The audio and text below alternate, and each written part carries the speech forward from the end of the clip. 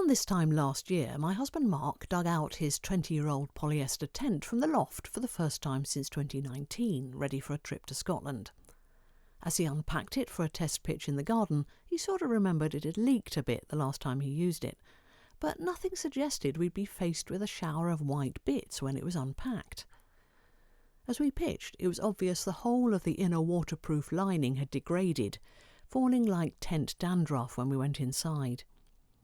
The sealant tape on every seam was also peeling away, and the tent was no more waterproof than Mark's t-shirt. I've been testing tents for more than 15 years now, and I've even written the club's expert guide on looking after your tent, so I confidently declared it scrap, suitable only for recycling, perhaps into some elegant bunting. I discussed the problem with a couple of experts in the trade, and they agreed with me. But Mark, however, had other ideas. After a trip to our local Go Outdoors, armed with his club membership card for extra discount, he returned with cans of Fabsil Universal Protector and Gear Aid Seam Grip.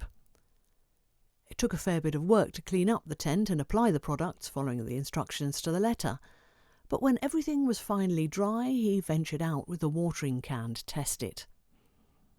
There were no leaks. In car valet terms, the tent was returned to concourse condition.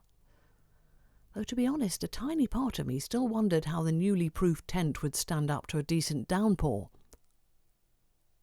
Perhaps inevitably Mark's trip to Scotland was in beautiful weather, so I still wasn't entirely convinced, until he tried it again in more typical autumn weather in the Cheviots in Northumberland later in the year.